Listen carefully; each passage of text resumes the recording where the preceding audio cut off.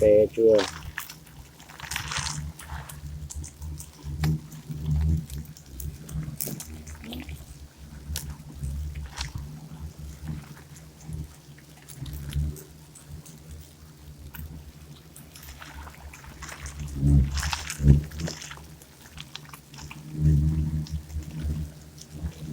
Pasal ni, saya kena. Tadi lah.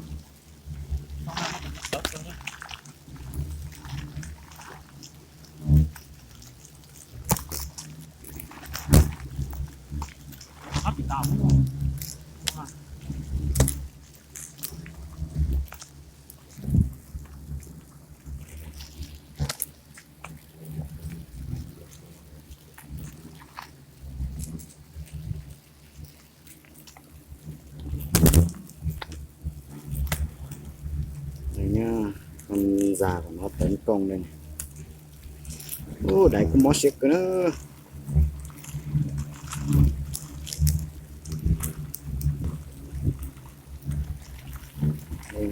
Con nó chỉ mua ra nó chỉ mua ra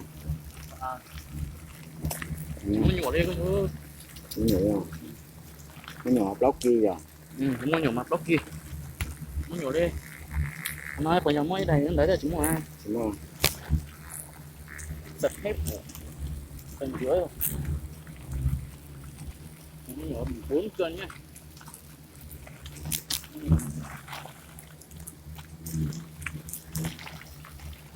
Khá là to nhưng mà nó không có nhộng mấy.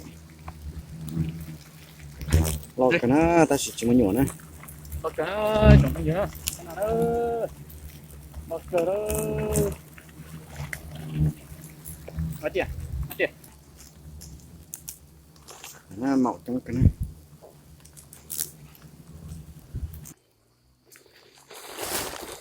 Bà sẽ thấy nó cái tổn tí số o này.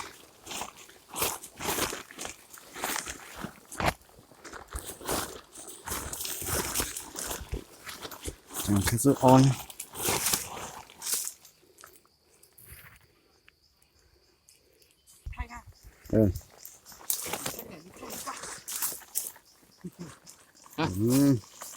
Ta tiếp tục tổ thứ hai nhá. Tiếp tục tổ thứ hai à? Ở đâu đấy? Ở chỗ nào đấy? Nó mua à chị?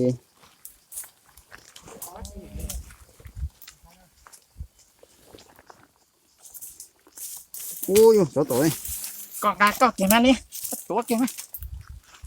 Nhà chị ta. Nhưng mẹ ảnh đó. Tổ chị tao à.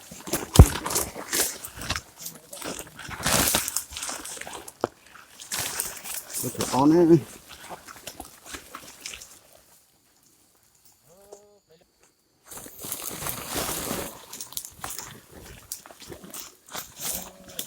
Nó là đây nè.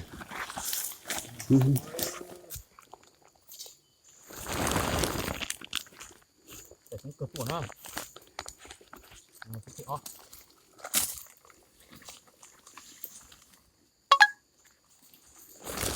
Khắc.